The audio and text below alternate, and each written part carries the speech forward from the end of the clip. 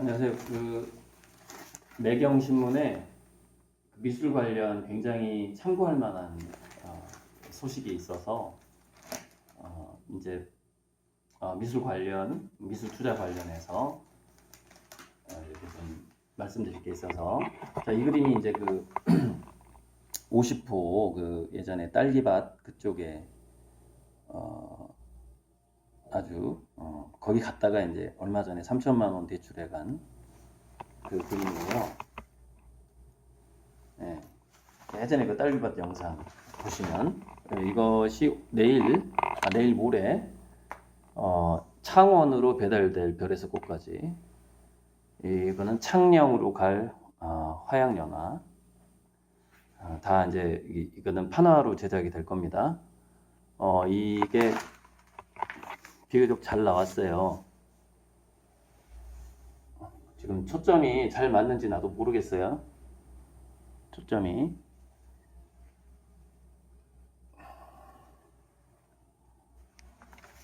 이 정도 인증한 걸로 하고, 제가 이제 영상으로 인증을 자꾸 하는 이유가 뭐냐면,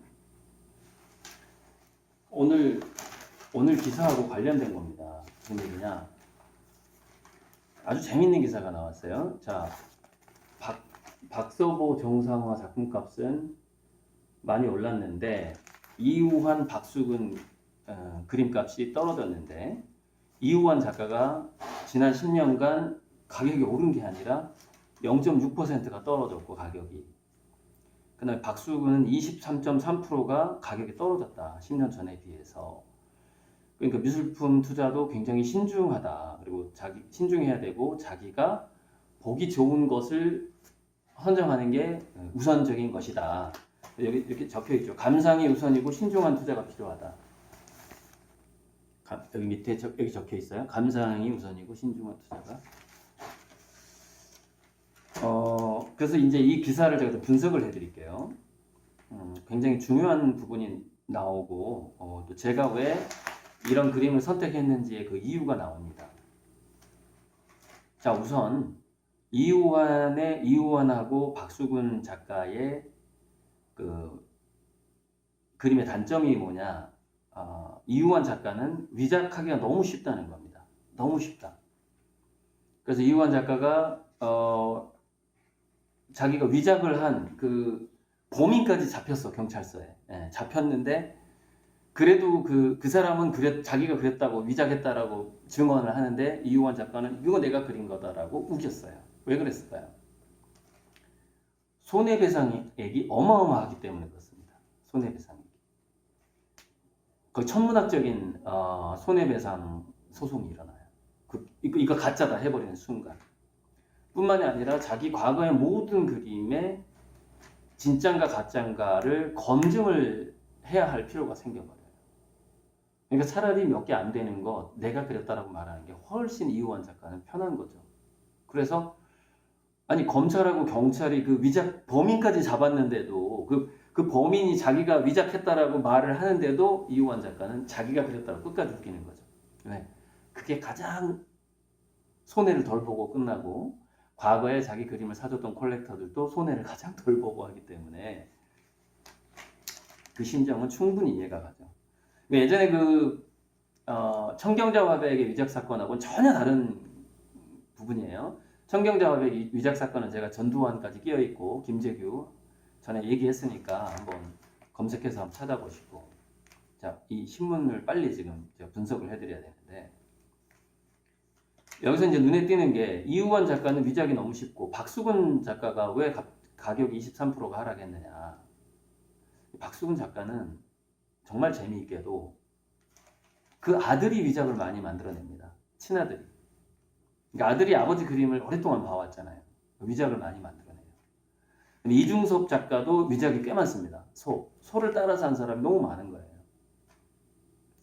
자, 저는 다행히 그림을 그리고 밖에 반출을 할 때 반드시 유튜브 영상으로 찍죠.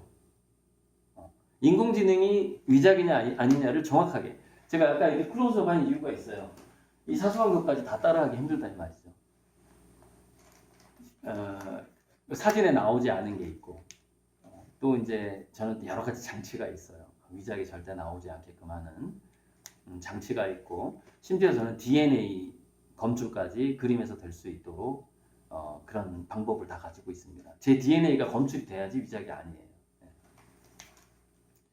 자, 박수근, 이중섭, 김한기 위작 시비가 상당히, 김창렬까지, 김창렬 선생도 마찬가지고 위작 시비가 계속해서 나오는 작가입니다. 그런 부분, 그리고 이제 또 이런 게 있어요. 너무 미니멀리즘은 좀 뭐랄까, 좀 질리는 경향이 있어요. 유행을 타요. 유행을 타는 경향이 있어요. 그리고 유행을 가장 많이 타는 그림이 뭐냐면 팝아트예요. 팝아트. 그래서 지금 보면은 팝아트가 여기 나옵니다. 지난 10년 동안 가장 많이 가격이 떨어진 작품이 뭐냐? 팝아트라고 나옵니다. 팝아트. 10년 전에 가격도 회복을 못하고 있다. 이미 떨어져가지고. 2007년 호황기 때 비싸게 팔렸던 팝아트 작가 작품들은 2008년 금융위기 이후 급락해서 아직까지 회복하지 못했으며 거래가 드물다. 거래가 잘 안 된다. 네. 이 부분. 자, 그 이후에 쭉 나오죠. 그러니까 구상화 작가, 호당 400만 원이었던 게 4분의 1로 떨어진 추상화 작가도 있고, 구상화 작가 대부분의 작품의 가격이 크게 떨어졌고, 이런 부분들이 쭉 나옵니다. 이거는 매일경제 3월 22일자 자세히 보려면 제가 링크를 한번 찾아서 직원한테 이 영상 밑에 링크를 달아놓으라고 얘기를 좀 할게요. 지금 그 정도의 그 지난 10년간의 이 우리나라 미술시장을 분석한 그런 게 지금 기사가 쭉 나와 있는데, 그래서 미술품을 구입할 때는 일단 자기가 감상하고 싶은 그런 거를 구입하는 게 원칙이라는 거죠. 뭐가 올라갈지 뭐가 떨어질 수도, 그러니까 미술품은 영원히 올라가기만 한다 이런 거, 그런 법칙도 없는 것이죠. 자, 그러면 이제 제 그림은 그러면은 일단 위작 시비에서 벗어나는 장치를 제가 5가지를 갖고 있고, 또 하나 미니멀리즘 아트나 단색화하고, 그러니까 자, 김환기 선생님 작품은 단색화이긴 하지만 단색화가 아니죠. 거기 굉장히 많은 묘사가 들어가거든요. 인문학적인 터치가 들어가요. 인문학적인 터치가 많이 들어가고 단색화 같지만 아닌 거죠. 김환기 선생님 작품은 그런 부분이 있고, 김환기 선생님 작품도 평균적으로 봤을 때는 떨어졌네요, 가격이. 그러니까 2007년 미술품 버블이 어마어마했다는 얘기네요. 낙찰 평균액 증감률이구나. 그러니까 낙찰액이 평균액이 탑 10이 이 도표가 떨어졌다는 거고, 가격이 떨어졌다는 얘기는 아닙니다. 가격이 많이 오른 거죠. 자, 그래서 아무튼 가격이 떨어진 작가로는, 유명한 작가로는 이우환, 박수근이 있고, 이 두 사람은 위작 시비가 원인이고, 그 다음에 팝아트가 굉장히 많이 거품이 꺼져가지고 회복이 안 되고 있고, 거래가 잘 안 되고 있고, 그리고 이제 제가 광주미술상 예전에, 그러니까 제가 공모전에서 대상을 받았지만 미술상이라는 게 있어요. 이중섭 미술상, 무슨 미술상, 화랑에서 주는 미술상도 있고, 그런 미술상들은 앞으로 제가 이제 받게 될 건데, 제가 광주미술상에 예전에 출품을 해가지고 3명 노미네이트라고 그러죠. 후보로 오른 적이 있는데, 광주미술상은 이제 광주 지역 작가들이 돈을 모아서 500만 원씩 이렇게 상금을 주는 광주미술상이라는 게 있었어요. 그래서 제가 이제 거기 그때는 제가 설치미술을 할 때 설치미술의 계획서 이런 거를 거기에 냈어요. 그래서 3명 중에 1명으로 뽑혔는데, 결국 이제 동양화를 그리는 분이 제가 나갔을 때 광주미술상을 받았는데, 그때 이제 한 분이 저한테 충고를 해주는 거예요. 저는 그때 이제 설치미술을 하고 있었을 텐데, 고 작가, 미술은 따블로야, 이렇게 얘기를 하는 거예요. 기본이 따블로야. 그러니까 평면을 하라는 뜻이에요. 평면을 해라. 지금 그러니까 제 그 어떤 그 열정이나 의지는 알겠는데 결국에는 따블로로 가야 된다 이 얘기를 그때 광주전 미술상 몇 년도였죠? 1990년대 후반이었던 것 같은데 그런 얘기를 내가 들은 적이 있었고 저도 사실은 따블로로 가야만 한다라고 생각하고 있었어요. 근데 그때는 너무 이 에너지가 넘치다 보니까 조각하고 설치하고 그랬던 것이죠. 막 공부 다루고 이런 게 너무 좋아가지고 제가 건축가의 피가 흐르다 보니까 몸속에 우리 조상님들이 대목장이었잖아요. 2대째 고조 할아버지, 증조 할아버지가 이제 목수였단 말이죠. 아무튼 그 고막도의 피가 흐르다 보니까 공돌이의 피 그래서 이제 설치를 하고 조각을 하고 그랬었는데 지금은 이제 평면을 하는 거죠. 자 그런데 평면 그림 중에서 이런 게 있어요. 고호의 작품하고 피카소의 작품, 그 다음에 후기 인상파, 그다음에 마네, 모네, 르누아르 이런 사람들의 작품이 인기가 있는 이유가 뭐냐면 거기에 대한 이제 평론가들 분석이 있어요. 세잔이라던가 가장 가격이 세죠. 피카소, 세잔이 그 두 사람. 그다음에 잭슨 폴록까지 친다면 잭슨 폴록의 그 뿌리는 거. 그러면 그림에서 평론가들이 왜 그럼 그 그림들이 가장 인기가 있느냐라고 얘기했을 때 붓터치의 시간성이 그 인문학적인 어떤 에너지, 깊이를 담고 있다라고 평가를 합니다. 즉 고흐의 그림의 그 인기는 어디에서 오는가? 해바라기 그 꽃잎의 붓터치에서 온다라는 것이죠. 르누아르, 마네, 모네, 피카소, 고흐는 했지. 세잔 이런 후기 인상파가 왜 그토록 인기가 있는가? 그 전에 고전주의, 다빈치 이런 시대로 어차피 거래도 안 되고. 근데 그런 고전주의의 양식을 지금도 따라하는 화가들이 있단 말이죠. 그런데 결국에는 왜 후기 인상파 그림이 가장 인기가 있고 가장 비싸냐 이거죠. 그리고 후대로 왔을 때 잭슨 폴록의 그 화판 위에서 막 춤을 추잖아요. 사람들이 뭘 좋아하느냐? 잭슨 폴록의 그림을 보면은 그 뿌리기 드라핑 그걸 보면은 잭슨 폴록이 춤추는 동작이 생각이 난다 이거죠. 그 모양이. 그러면 제가 저 태양을 그릴 때 막 태양이 막 뱅글뱅글 돌리고 막 할 때, 그리고 여기 유성을 그릴 때라던가 그릴 때 특히 나타나는 게 뭐예요? 저의 액션이 그림에서 느껴진다는 것이죠.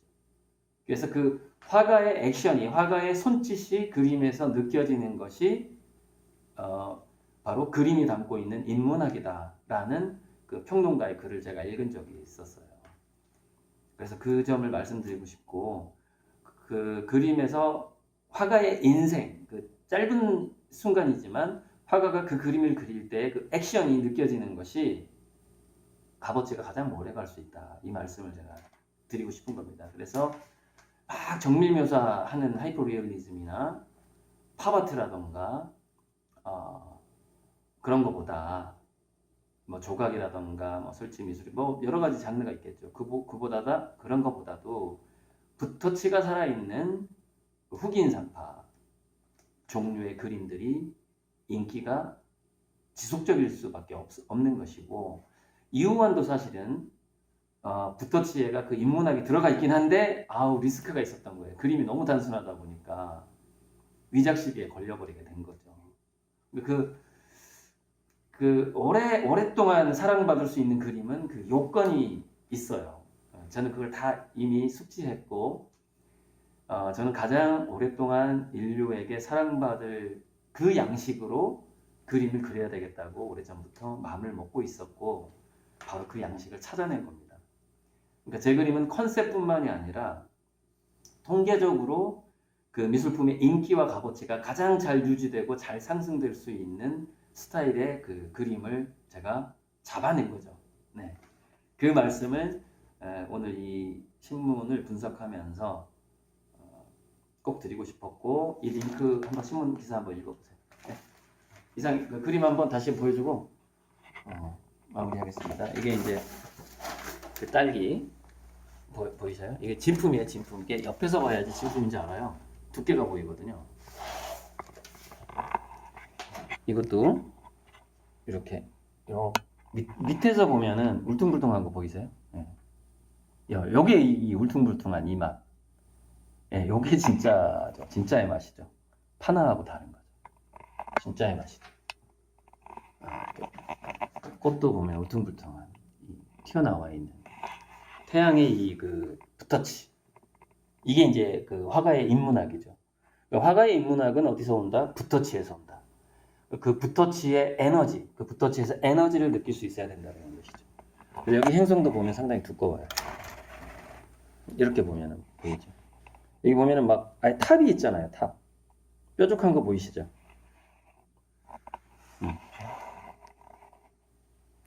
이렇게 하면은 예, 잘 보이죠. 무슨 섬 같잖아요. 무슨 뭐 바다에 떠 있는 섬 같죠. 이렇게 두께가 있는 겁니다. 이쪽에서 봐도 네, 이렇게 두께가